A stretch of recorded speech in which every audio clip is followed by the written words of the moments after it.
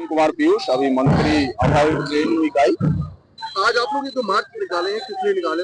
ये जो मार्च है ये सेलिब्रेशन मार्च है, जो 26 जो ये मार्च 2026 में जो भारत सरकार ने प्रण लिया है कि नक्सल मुक्त भारत बनाएंगे, और उसी क्रम में देखे होंगे कि लगभग 1 करोड़ का इनामी नक्सली जो हिडमा है वो मारा गया।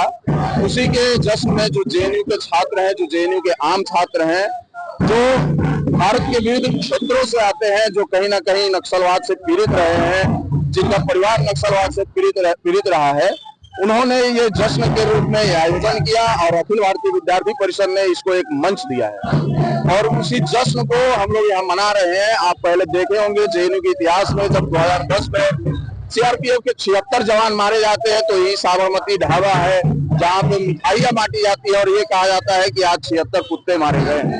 और ये कितना शर्मनाक रहा है जेएनयू के लिए। लेकिन जेएनयू के छात्र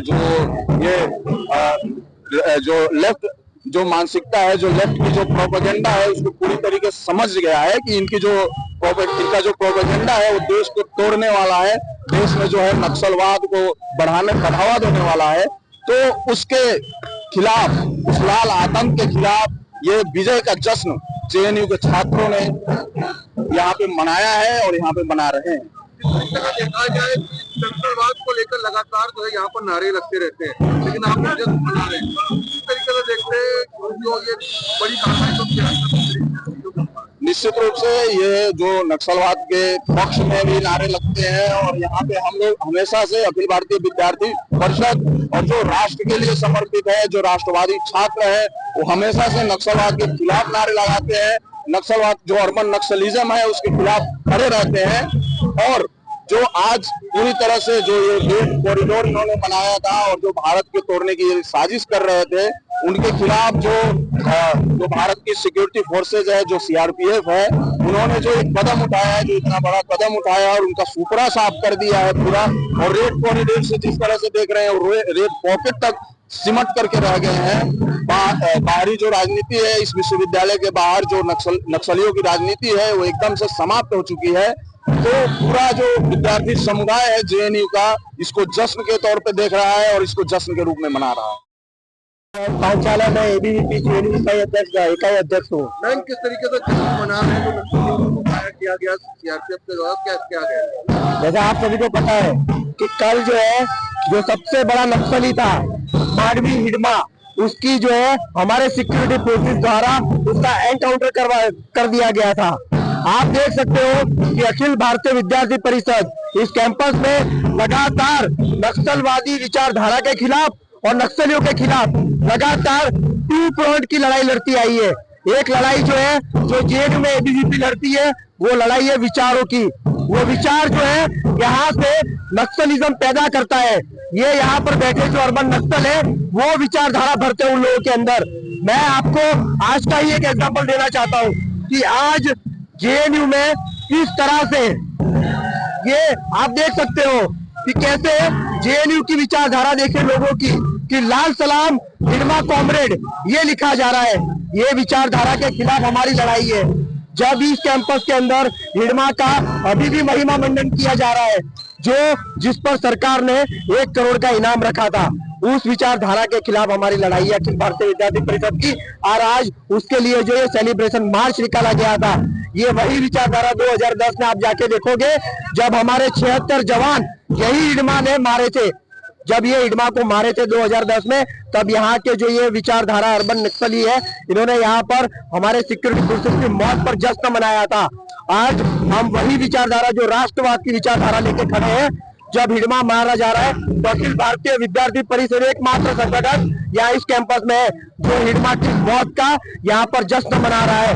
और जब 31 मार्च 2026 को जिस तरह से अमित शाह ने, जो हमारे गृह मंत्री है, उन्होंने बोला है कि भारत जो है नक्सल मुक्त हो जाएगा, तब ये जश्न और भयानक लेवल पर और जोर शोर से यहाँ पर जो है हम लोग जश्न मनाने जाएंगे। मेरा नाम अनुज दमारा है और मैं अखिल भारतीय विद्यार्थी परिषद की तरफ से ज्वाइंट सेक्रेटरी बन हुआ था। अनुज, जिस तरीके से जो जश्न मनाया जा रहा है, क्या लगता है इसका सिलसिला लगातार जारी रहेगा? देखिए, जिस तरीके से आतंकियों को निपटाया जा रहा है, वो चाहे मडवी हिडमा की बात हो, जिसने बहुत बड़े आतंकी हमले इस देश के अंदर किए हैं, और भारत सरकार का जो लक्ष्य है कि मार्च 2026 तक भारत को नक्सल मुक्त और आतंकवाद मुक्त, माओवाद मुक्त भारत बनाया जाएगा, तो उसको लेके ये एक बड़ा अध्याय भारत सरकार ने, देश के हमारी आर्मी ने जोड़ दिया है कि ये एक बड़ी विजय और एक नया अध्याय इन्होंने इस माइलस्टोन में लिखा है। वो चाहे देश के विश्वविद्यालयों के अंदर लड़ाई रही हो, चाहे देश के जंगलों में लड़ाई रही हो, उस माओवादी विचारधारा को देश से निपटाया जाएगा, और आने टाइम में विकसित भारत 2047 के बीच में जो बड़ा रोड़ा है नक्सलवाद, माओवाद, आतंकवाद, उसका सफाया देश के अंदर करने का काम ये भारत की सेना, भारत की आर्मी करेगी। और तमाम विश्वविद्यालयों के अंदर अखिल भारतीय विद्यार्थी परिषद के कार्यकर्ता जो विचारधारा की लड़ाई यहाँ पे लड़ रहे हैं, यहाँ भी उन माओवादी ताकतों को, वामपंथी संगठनों को यहाँ से खदेड़ने का काम किया जाएगा। आपको तो इंसिडेंट बताना है ना। नमस्ते, मैं अनुपमा गढ़वाल, यहाँ जेएनयू में कंप्यूटर साइंस की ये जश्न जो है, ये अभी जो 18 नवंबर की सुबह जो एक टॉप माओइस्ट जो हिडमा मारा गया है, ये उसकी खुशी में जेएनयू में जश्न मनाया जा रहा है। बेसिकली आपको पता होगा कि हमारे अमित शाह जो गृह मंत्री है, उन्होंने बोला है कि 2026 तक भारत नक्सल मुक्त भारत होगा, और उसके क्षेत्र में, उस क्षेत्र में जो अभी कंटिन्यूअसली आप देख रहे होंगे, पिछले साल 2024 में भी टॉप माओइस्ट लीडर की डेथ हुई थी, उनको मारा गया था, उनको किल्ड किया गया था। इस बार अभी भी किल्ड इन एक्शन में हिडमा मारा गया है, और उसी के उपलक्ष्य में जो नक्सलवादी कॉरिडोर जो है, वो नक्सल कॉरिडोर जैसे अब बहुत ही कम क्षेत्र में रह गया है भारत में, उसी के उपलक्ष्य में ये जेएनयू में लाल सलाम बोला जाता है, नारे गूंजते हैं, क्या कहेंगे, क्या लगता है? देखिए, जवाहरलाल नेहरू सारे जो पिछले यूनिवर्सिटी का आप देखेंगे रिजल्ट, सारे यूनिवर्सिटी में आप एनालिसिस करेंगे, तो चाहे वो एससीयू हो, पटना यूनिवर्सिटी हो, या फिर दिल्ली यूनिवर्सिटी हो, वहां से बिल्कुल नक्सलवाद खत्म हो चुका है। ये जो लेफ्ट के लोग हैं, वो बिल्कुल खत्म हो चुके हैं। उनका जो थोड़ा बहुत गिना चुना कैडर बचा है, वो जवाहरलाल नेहरू विश्वविद्यालय में ही बचा है, और इसीलिए यहाँ पे ये लोग लाल सलाम के नारे लगाते हैं। और जिनका ये बहुत जल्द, मैं आपको ये बताना चाहती हूँ कि बहुत जल्द अभी जो हमारा जेएनयू का रिजल्ट रहा है, उसमें ये बिल्कुल अच्छी तरीके से दिखा है कि केवल 100 वोट से हम पीछे रहे हैं, यानी कि अगली बार और बहुत जल्द पूरे नक्सलवाद का खात्मा नहीं केवल भारत से बल्कि जेएनयू से भी निश्चित। मेरा नाम नंदिनी परिहार है, और अभी मैं यहाँ पर इंटरनेशनल रिलेशंस में पीएचडी कर रही हूँ। मैम, क्यों जश्न मनाया जा रहा है, क्या नारा लगा रही है? जैसा कि आपको पता है कि जो नक्सली लीडर है हिडमा, उसको सरकार द्वारा, हमारी इंडियन आर्मी द्वारा नस्त नाबूद कर दिया गया है।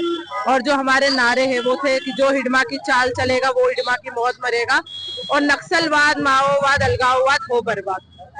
तो इसी खुशी में हम जश्न मना रहे थे कि जिस तरीके से नक्सलवाद का सफाया हो रहा है और राष्ट्रवाद की गतिविधि आगे बढ़ रही है, तो जेएनयू में हम जो राष्ट्रवादी विचारधारा के स्टूडेंट्स हैं, उनके द्वारा ये एक जश्न मनाया गया आज। जी, राजेश्वर साहब, क्या कहना चाहते हैं, जश्न किस लिए और किससे आजादी दिलाई है, और किस तरीके के नारे दे रहे हैं आप? ये सिर्फ जश्न नहीं है, ये एक मैसेज है पूरे देश को, पूरी दुनिया को।